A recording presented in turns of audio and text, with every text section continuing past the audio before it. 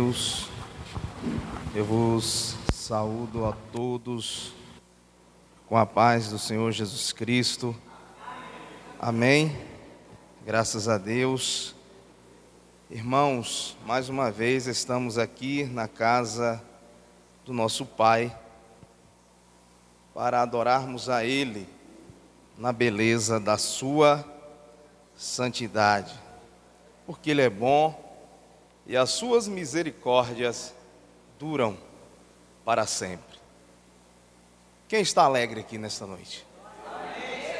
Louvado seja o nome do Senhor. Mas era para ser o contrário, né? Porque hoje, quando se fala em morte, é dia de tristeza.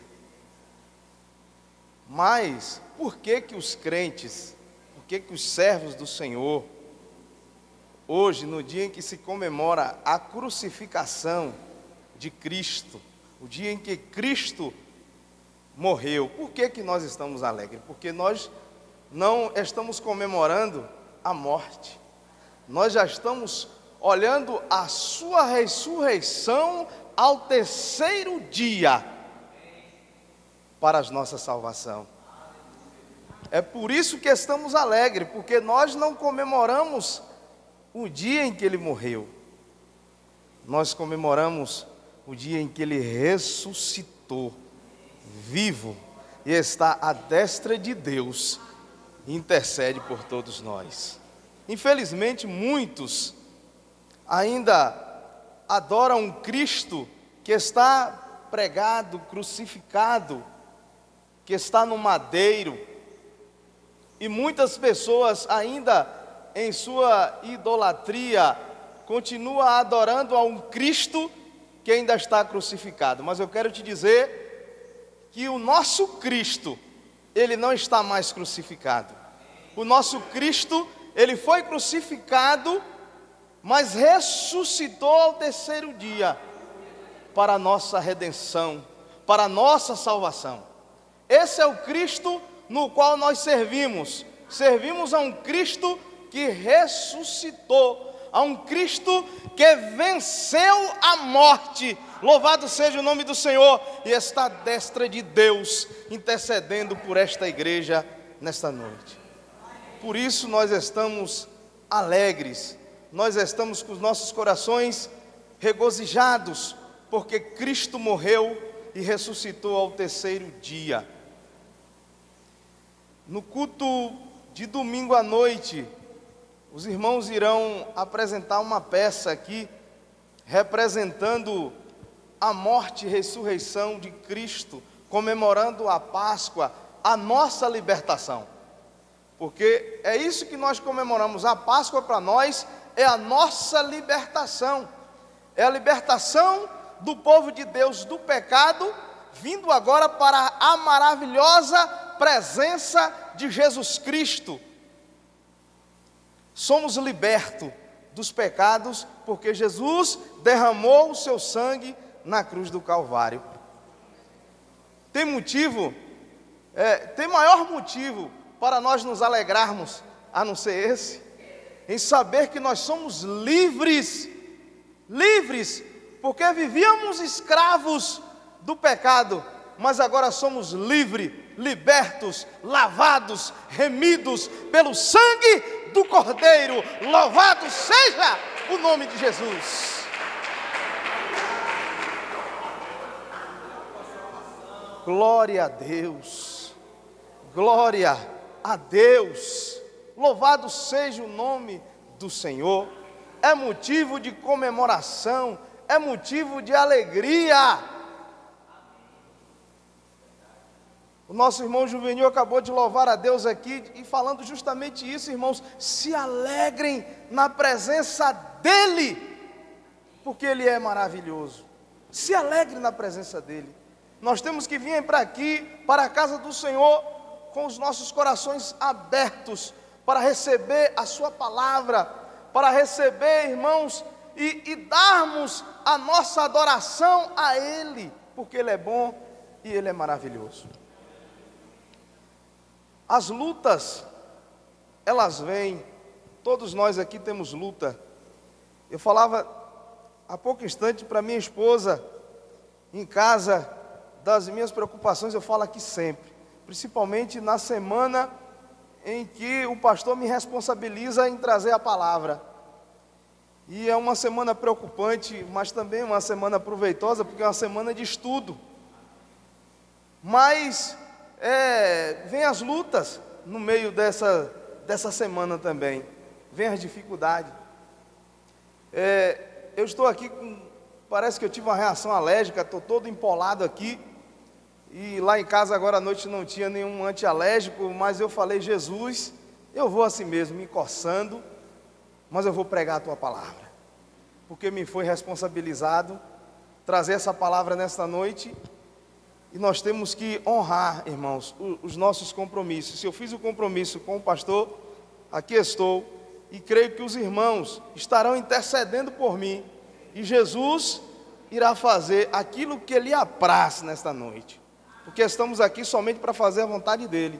Não é o nosso querer, não é a nossa vontade, é a vontade dele que tem que prevalecer aqui. Não é o que nós queremos falar, mas é o que ele quer falar com a sua igreja, é o que ele quer passar para a sua igreja. Então eu convido aos irmãos que abram as suas Bíblias no livro de Atos dos Apóstolos.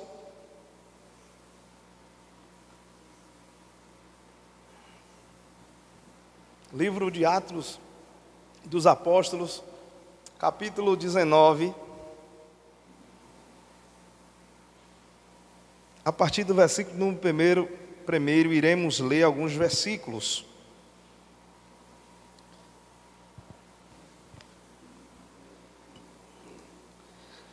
Diz assim: aconteceu que, estando Apolo em Corinto, Paulo, tendo passado pelas regiões mais altas, chegou a Éfeso, e acharam ali alguns discípulos. Perguntou-lhes aos discípulos: recebestes porventura o Espírito quando creste? Ao que eles responderam: pelo contrário, nem mesmo ouvimos que existe o Espírito Santo. Então Paulo perguntou: em que, pois, foste batizado? E responderam: no batismo de João. E disse-lhe Paulo: João realizou o batismo de arrependimento, dizendo ao povo que cresce naquele que vinha depois dele, a saber, a Jesus. Eles, tendo ouvido isto, foram batizados em nome de Jesus. E impondo-lhes Paulo as mãos, veio sobre ele o Espírito Santo, e eles falaram em línguas e profetizaram. Eram ao todos uns 12 homens. Aí nos diz o versículo número 8: durante 3 meses Paulo frequentou a sinagoga, onde falava ousadamente, dissertando e persuadindo com respeito ao reino de Deus. Visto que alguns deles se mostravam descrentes, falando mal do caminho diante da multidão, Paulo, apartando-se deles, separou os discípulos, passando a discorrer diariamente na escola de Tirano. Durou isto por espaço de 2 anos, dando ensejo a todos os que habitavam da Ásia que ouvisse a palavra do Senhor, tanto judeus quanto gregos. Deus, pelas mãos de Paulo, fazia milagres extraordinários, a ponto de levarem os enfermos os lençóis, aventais de uso pessoal, diante dos quais as enfermidades fugiam das suas vítimas, e os espíritos malignos se retiravam. E alguns judeus exorcistas ambulantes tentaram invocar o nome do Senhor Jesus sobre as pessoas de espíritos malignos, dizendo: esconjuro-te, pois, em nome de Jesus, a quem Paulo prega. E os que faziam isto eram os 7 filhos de um judeu chamado Seva, sumo sacerdote. Mas o espírito maligno lhes respondeu: conheço Jesus e sei quem é Paulo, mas vós quem sois? E o possesso do espírito maligno saltou sobre eles, subjugando a todos, e de tal modo prevaleceu contra eles, que desnudos e feridos fugiram daquela casa. Chegou este fato ao conhecimento de todos, e assim os judeus e gregos que habitavam em Éfeso, veio o temor sobre eles, e o nome do Senhor Jesus era engrandecido. Amém? Os irmãos, podeis se assentar em nome de Jesus. Irmãos, nós iremos tentar expor a palavra do Senhor aos corações dos irmãos, acerca nesta noite da terceira viagem missionária de Paulo a Éfeso.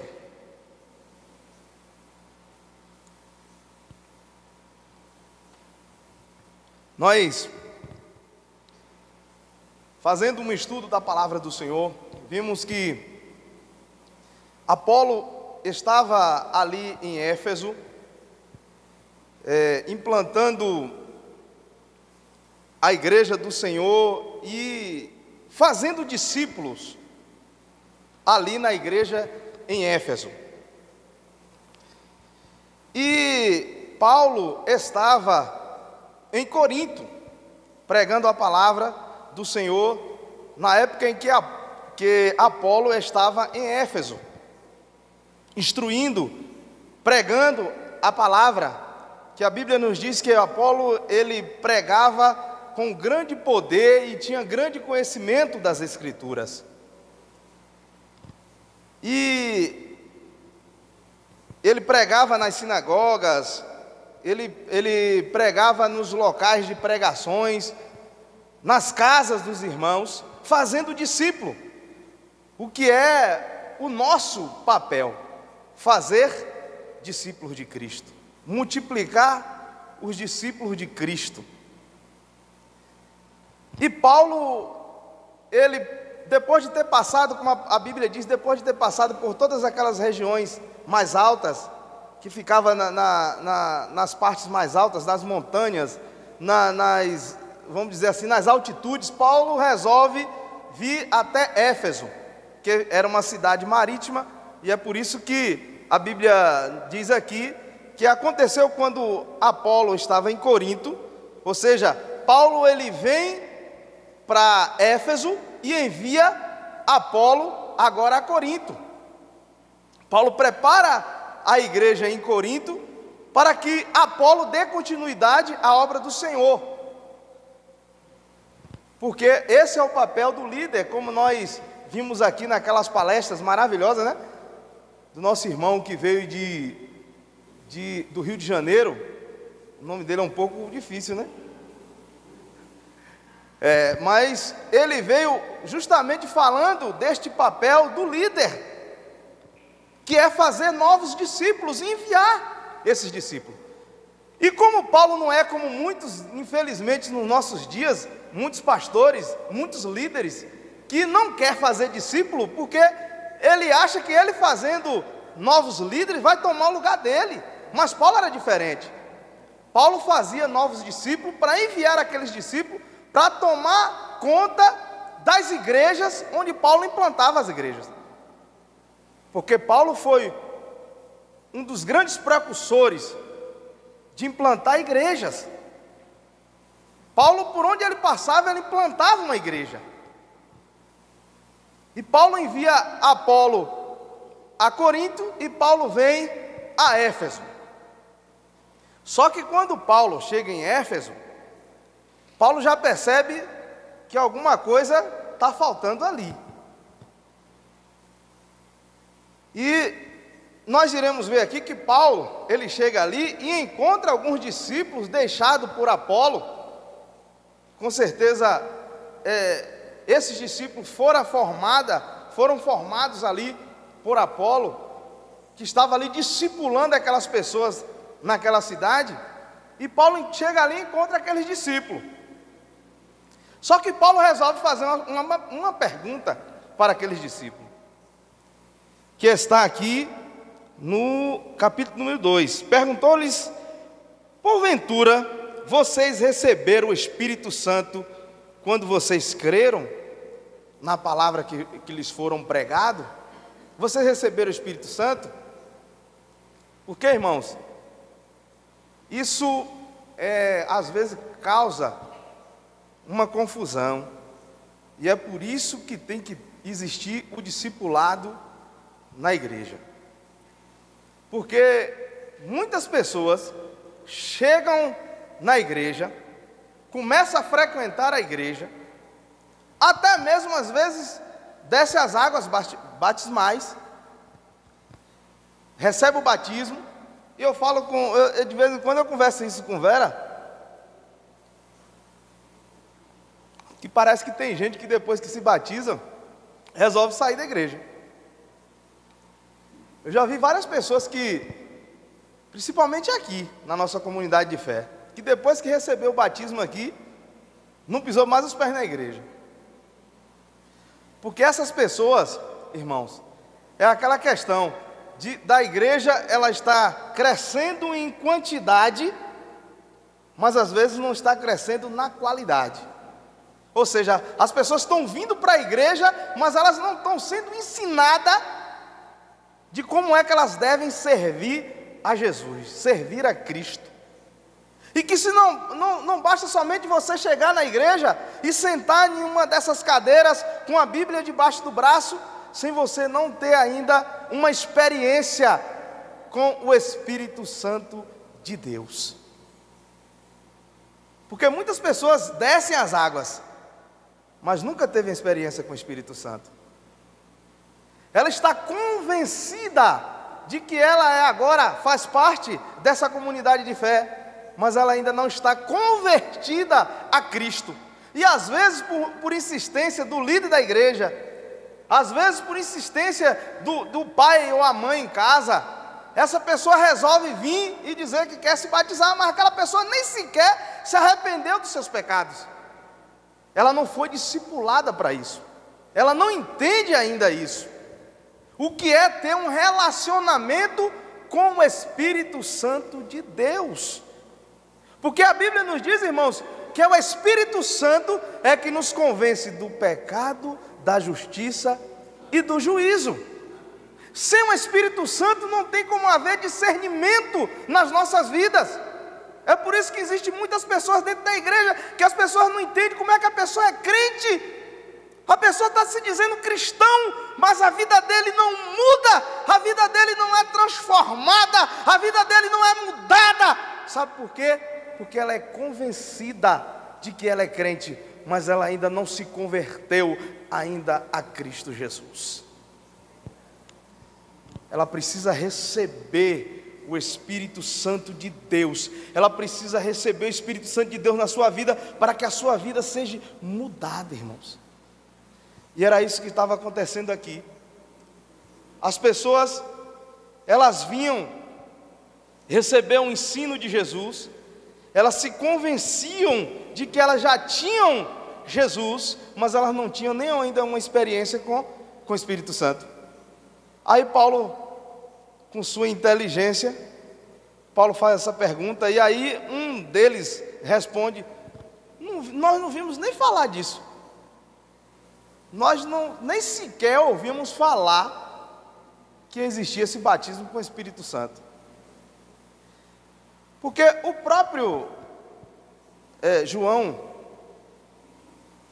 quando ele batizava, ele disse: eu batizo vocês com água para o arrependimento, mas existe um que é maior do que eu, ele vem após mim e vão batizar vocês com o Espírito Santo e com fogo. Vocês vão ter uma experiência com ele. Eu estou convidando vocês ao arrependimento, estou batizando vocês nas águas para o arrependimento dos pecados de vocês, mas vem um aí, ele é maior do que eu, e ele vos batizará com o Espírito Santo.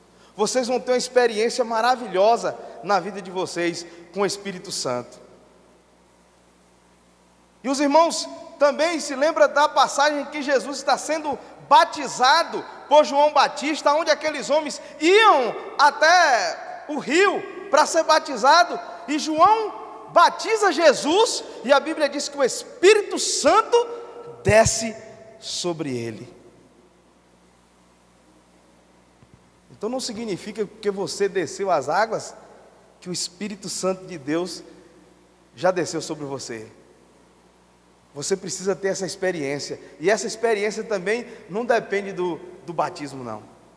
Essa experiência do Espírito Santo de Deus na sua vida, às vezes já acontece no momento em que você chega aqui na frente e diz assim: a partir de hoje eu quero Jesus na minha vida. A partir daquele momento você já está tendo essa experiência com Jesus, você já é batizado com o Espírito Santo. Sabe por quê? Porque quando você vem aqui à frente, que você recebe a oração do pastor ou do ministrante, você já sai daqui com a vida totalmente mudada, com a vida que agora você quer viver na presença de Jesus Cristo. Porque essa experiência, irmãos, o próprio Paulo, ele poderia contar para todo mundo, porque Paulo, ele se encontrou com Cristo, e ele, no momento em que ele cai ali, ele já recebe o Espírito Santo. Paulo teve a sua experiência com o Espírito Santo na sua conversão. Mas infelizmente, por falta de conhecimento, por falta de ensino, eu gostei muito do que aquele pastor falou, porque as pessoas se preocupam muito, pastor, com quantidade. Tem pastor que ele só está feliz no seu coração se ele tiver com a igreja, para ele sair alardeando para todo mundo que ele tem 2.000, 3.000 membros. A minha igreja tem 3.000 membros, eu tenho que fazer culto 2, 3 vezes no dia, porque é gente demais que eu tenho lá. Mas será que estas pessoas, esses 2, 3.000 membros que estão dentro da igreja, eles estão sendo discipulados? Eles estão sendo os discípulos verdadeiros de Cristo, ou eles só estão sendo multidão dentro da igreja? Porque infelizmente é o que nós temos visto. Multidão são aquelas pessoas que acompanhavam Jesus somente para receber os benefícios. E eu achei uma coisa interessante também que ele falou, porque Jesus gastou o maior tempo dele, não foi com a multidão. Jesus gastou o seu maior tempo com seus discípulos. Então, quando um pastor se preocupar na sua igreja e dizer assim, ó, eu quero discipular, sei lá, 12 irmãos, 15 irmãos, 20 irmãos, é porque ele está preocupado em que toda a igreja seja discipulada. Porque se ele discipular 10 irmãos aqui, 12 irmãos, 15 irmãos, 20 irmãos, ele está dizendo assim, eu estou discipulando esses aqui, para que esse discipule o restante da igreja. Daqui a pouco todos serão discípulos verdadeiros de Cristo, e não somente multidão. Porque não é a multidão que vai subir para os céus. Quem vai subir para os céus são os discípulos de Cristo. São os discípulos de Cristo. Esses irão ser arrebatados aos céus, os discípulos de Cristo. E nós temos que fazer discípulo, irmãos.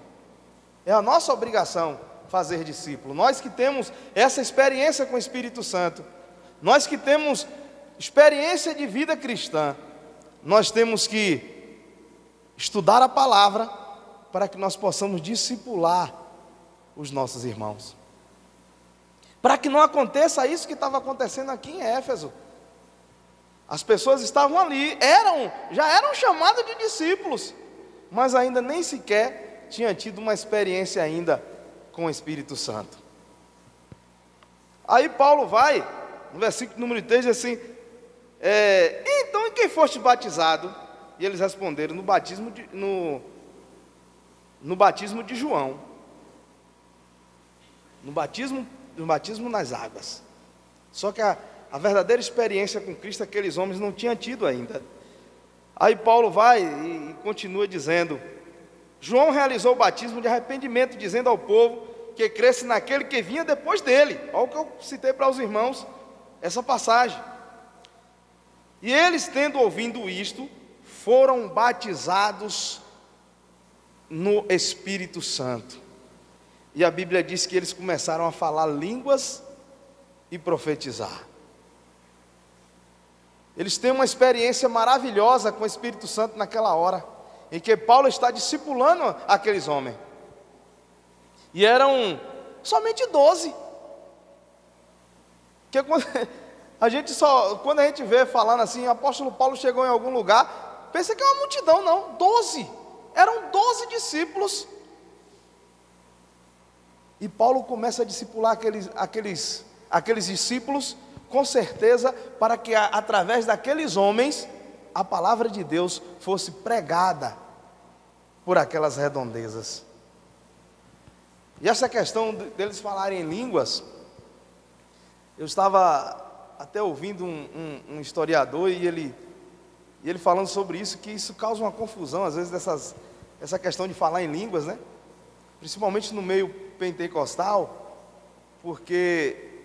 E olha que eu vim de uma igreja pentecostal, mas eles confundem muito, porque a Bíblia fala lá no livro de Atos, quando o povo teve experiência com o Espírito Santo, que o Espírito Santo de Deus chegou ali, desceu sobre a vida daqueles homens, eles começaram a falar línguas e profetizar, e a Bíblia diz que cada um, o que eles falavam, eles entendiam em seu próprio idioma. Não é o que acontece em nossos dias, que pessoas falam algumas coisas que ninguém sabe nem o que é, não tem ninguém para interpretar, e fica aquela confusão dentro da igreja, e gente derruba a cadeira e quebra banco, e ninguém sabe. Não, isso aqui é uma coisa ordeira que Deus fez com aqueles homens ali, porque ali, irmãos, naquelas regiões habitavam pessoas que falavam em vários idiomas. Então o Espírito Santo de Deus começou a usar aqueles homens em línguas, para que eles falassem na língua daquelas outras pessoas que habitavam ali, para que todos entendessem a palavra do Senhor. Porque que adianta eu ficar falando aqui agora em línguas, e os irmãos não saber o que é? E Paulo diz assim: se não tiver intérprete, fique calado. Paulo ainda chega a dizer, né? O povo estava uma bagunça nas igrejas. Paulo disse: se não houver intérprete, fica calado. Para que vocês ficarem falando em línguas, se não tem ninguém para interpretar? Vai edificar alguém se eu começar a falar em línguas aqui, não dizer para os irmãos o que é que Jesus Cristo quer falar com a sua igreja? Será que vai haver alguma edificação nisso? Não, porque Jesus, ele quer falar claramente com cada um de nós, para que tenhamos experiência com Ele, para que tenhamos experiência com o Espírito Santo de Deus, para que haja arrependimento, para que haja purificação nas nossas vidas, que é para isso que o Espírito Santo de Deus entra nas nossas vidas, para que sejamos purificados dos nossos pecados. Essa é a verdadeira experiência que temos que ter com Cristo.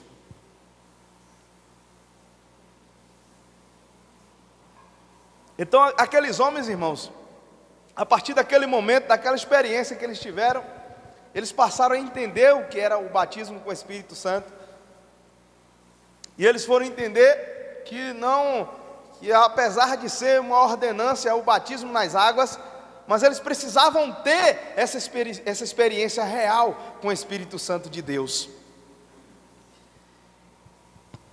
E a Bíblia nos diz que Paulo, durante 3 meses, Paulo ficou ali nas sinagogas, ensinando a palavra do Senhor, junto com aqueles discípulos, e com certeza mais pessoas frequentava a sinagoga para ouvir Paulo falar acerca de Cristo.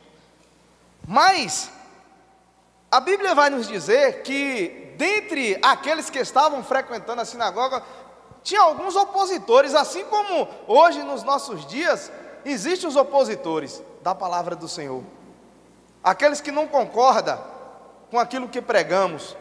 Quando nós pregamos a verdadeira doutrina, a sã doutrina, a palavra de Deus, do jeito que ela tem que ser pregada, muitos se levantam.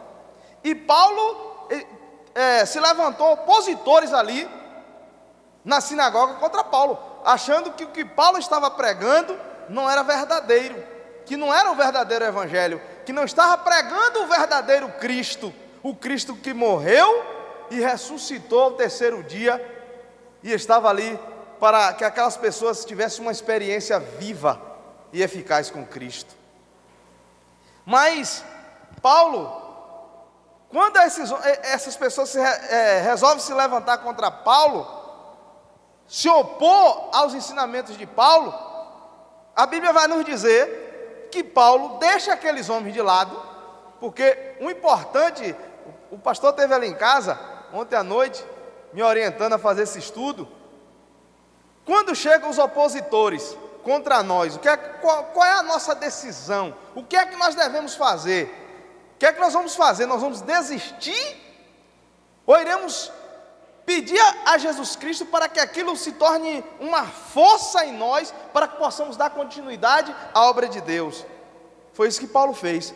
Paulo deixa os opositores ali nas sinagogas e vai frequentar uma escola de um homem chamado Tirano, que tinha uma escola ali que poderia ser uma escola particular, né? Uma escola teológica particular, e Paulo vai para aquela escola de Tirano para dar continuidade ao ensino, ou seja, o ensino da palavra de Deus não parou.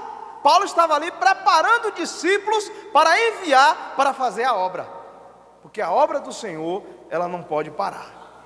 A obra do Senhor não vai parar nunca. Se eu desistir, com certeza pessoas serão discipuladas aqui dentro, para que a obra do Senhor dê continuidade. Ela não vai parar, a obra do Senhor não para.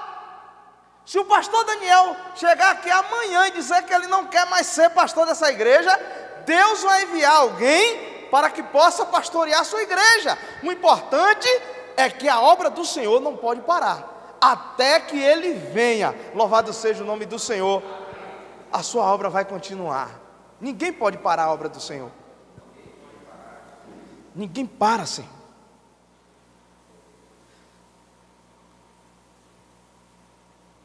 Aí a Bíblia vai nos dizer no versículo de número 10, que durou isto por espaço de 2 anos, Paulo ensinando ali na escola de Tirano, dando ensejo a todos os habitantes da Ásia, e ouvindo a palavra do Senhor, tanto judeus como gregos.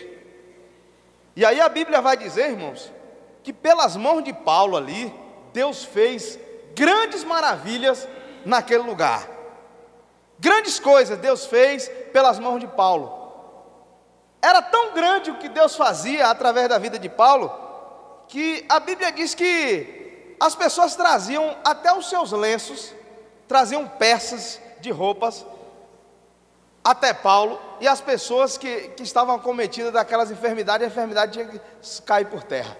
Aquelas pessoas que estavam endemoniadas vinham até Paulo, e o espírito imundo tinha que bater em retirada, porque grandes eram as coisas que Deus fazia pelas mãos de Paulo, através do ensinamento da palavra, através da confiança que Paulo tinha em Jesus Cristo. Jesus fazia milagres maravilhosos. E a Bíblia vai dizer aqui, que por conta disso, alguns exorcistas ambulantes, né, que naquela época, nesse contexto aqui que Paulo vive, existiam muitos idólatras, né? Existiam pessoas que viviam, tinham o seu ganha-pão em realizar exorcismo, em realizar mágica, assim como nos nossos dias existe. Naquela época existiam essas pessoas, e como eles viam que Paulo estavam fazendo grandes maravilhas, rapaz, esse homem está realizando milagres aqui, e nós temos que fazer alguma coisa para, né? Quem sabe no nome desse Deus que Paulo fala, a gente não vai conseguir também fazer com que esses demônios, que enfermidade vá embora, e aí com isso nós vamos ter lucros. Eles estavam pensando no seu lucro. E aí diz que tinha uns filhos ali de um judeu chamado Seva, que era sumo sacerdote, que eles resolveram ver se eles tinham como usar, na língua deles era uma estratégia de Paulo, usando o nome de Deus, para que eles conseguissem realizar aqueles milagres, para eles faturarem dinheiro. Mas só que a Bíblia vai nos dizer aqui que eles se deram mal, né? Porque quando eles chegam dizendo que esconjuro por Jesus, a quem Paulo prega. Aí a Bíblia vai dizer: mas o Espírito lhes responderam: conheço a Jesus e sei quem é Paulo, mas vocês quem são? Aqui está os espíritos malignos dando testemunho da vida de Paulo. Jesus nós conhecemos, Paulo nós sabemos quem é, e vocês quem são? Quem são vocês para dizer que sai, eu te desconjuro, ou sai em nome de Jesus que Paulo prega?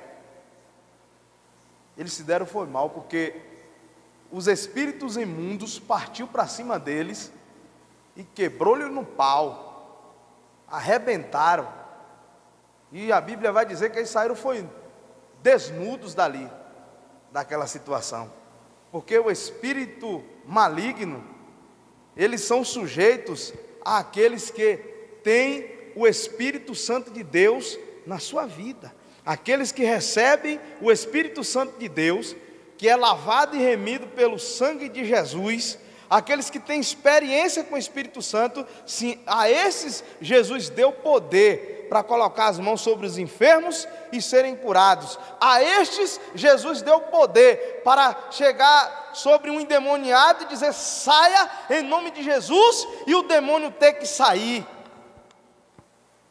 Mas para isso, irmãos, nós temos que ter experiência com o Espírito Santo de Deus, ser revestidos deste poder de Deus, para que possamos enfrentar o adversário. Nós temos que estar revestidos do poder de Deus.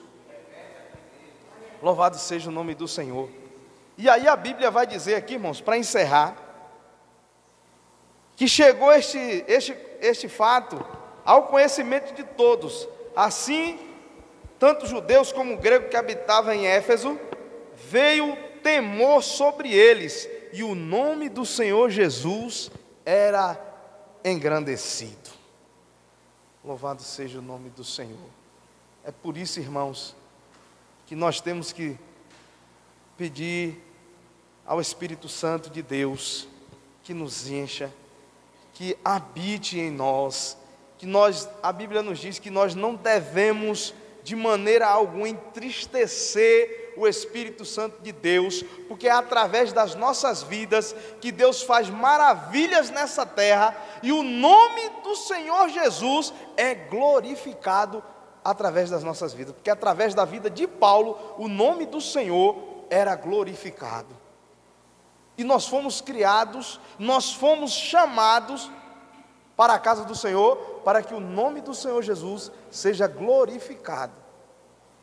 Nós temos que ter uma vida reta diante de Deus. Se nós não temos, que nós temos falhas, nós temos as nossas falhas do nosso dia a dia, mas vamos procurar viver em retidão, porque essa retidão das nossas vidas é quem vai fazer com que o nome do Senhor Jesus seja glorificado. Porque tudo que fazemos é para a glória de Deus. Como é maravilhoso, né, irmã Ana? Quando uma pessoa fala assim, sabe por que aquela pessoa é assim? Porque Jesus não é na vida dela. Sabe por que aquela pessoa é assim? Porque ela é crente. Sabe por que aquela pessoa fala assim? Porque ela é crente. Sabe por que aquela pessoa compra e paga? Porque ela é crente. Tudo isso, irmãos, é para que o nome do Senhor seja glorificado. É porque há uma mudança nas nossas vidas. A Bíblia diz que as coisas velhas ficaram para trás e tudo se fez novo. Tudo se faz novo a partir do momento que nós temos uma experiência real com o Espírito Santo de Deus. Amém?